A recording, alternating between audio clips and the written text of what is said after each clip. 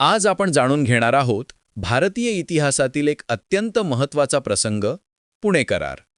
हा करार डॉक्टर बाबासाहेब आंबेडकर आणि महात्मा गांधी यांच्यात झाला आणि भारतीय समाज रचनेवर याचा मोठा प्रभाव पडला.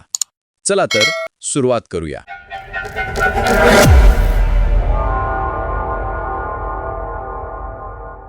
Communal award. 1932 मध्ये ब्रिटिशांनी कम्युनल अवॉर्ड घोषित केल्या. या अवॉर्डनुसार भारतातील विविध जाती समुदायांना स्वतंत्र मतदारसंघ देण्यात येणार होते.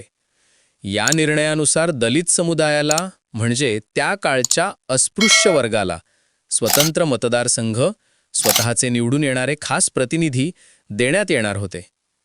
डॉक्टर बाबासाहेब आंबेडकर हे याला समर्थक होते, कारण दलित समाजाला स्वतंत्र राजकीय शक्ती मिळणे अत्यंत गरजेचे होते. परंतु महात्मा गांधी यांनी याला तीव्र विरोध दर्शवला. त्यांचे मत होते की हिंदू समाजात कायमचे विभाजन होईल. याच निषेधार्थ गांधीजी येरवडा जेलमध्ये अनशनावर बसले. परंतु सर्वात मोठा प्रश्न असा निर्माण होतो की गांधीजीला अगोदर सर्व हिंदू एक आहेत हे का समजले नव्हते? जेव्हा दलित समाजाला मंदिरात प्रवेश दिला जात नव्हता, तेव्हा गांधीजींना का सर्व हिंदू एक आहेत हे समजले नाही?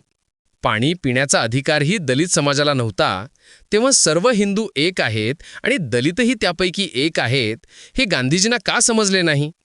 शैक्षणिक, सामाजिक, सांस्कृतिक या सर्व क्षेत्रात मागास फक्त हाच समाज का राहिला हे गांधीजींना तोपर्यंत का समजले नाही?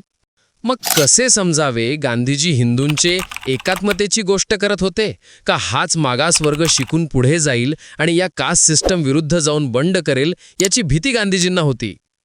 ठीक आहे, विषयाकडे येऊ. एका बाजूला दलितांचे राजकीय हक्क आणि न्याय, तर दुसऱ्या बाजूला हिंदू समाजाची एकता, ही मोठी द्विधा परिस्थिती निर्माण झाली. संपूर्ण देशाचे डोळे पुण्याकडे लागले होते. गांधीजींची तब्येत खालावत चालली आणि देशात तणाव वाढत चालला. या पार्श्वभूमीवर डॉक्टर बाबासाहेब आंबेडकर आणि गांधीजींचा ऐतिहासिक संवाद सुरू झाला आणि अखेरीस 24 सप्टेंबर 1932 रोजी पुणे करार झाला. थोडक्यात, पुणे करार हा फक्त एक करार नव्हता. तो भारतीय समाजातील बदल, संघर्ष आणि संवाद यांचा अनोखा प्रवास होता. डॉक्टर बाबासाहेब आंबेडकरांनी ती समाजाच्या हितासाठी केलेली तडजोड होती. या कराराने पुढील पिढ्यांसाठी समानता, न्याय आणि प्रतिनिधित्व यांची बीजे रोवली. जर तुम्हाला हा व्हिडिओ माहितीपूर्ण वाटला असेल तर लाईक, शेअर आणि सबस्क्राईब करायला विसरू नका.